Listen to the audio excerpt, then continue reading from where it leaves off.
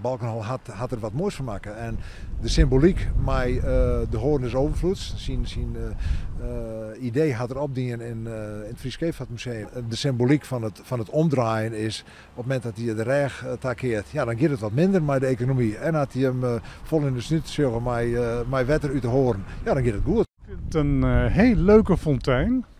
En ik vind de ligging van de fontein ook heel mooi. Het watermerk van Sneek, de waterpoort en daarvoor deze nieuwe fontein. Ja, ik vind hem prachtig.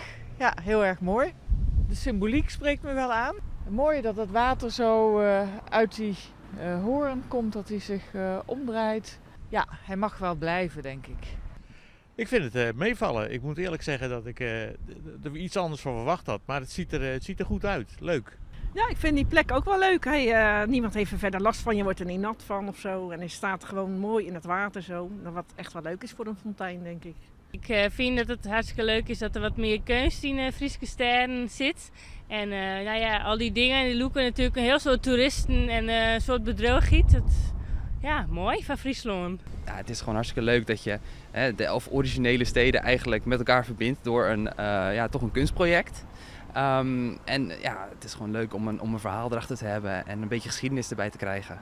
Dus verwacht je eigenlijk in een oude stad iets wat bij de oude stad past. Maar ik had het idee wat een modern fontein, dat vind ik heel mooi. Ik vond het oorspronkelijk op tv en dacht ik, het is toch wel een beetje gezocht. En kunstenaars praten vaak zo moeilijk voor de bevolking.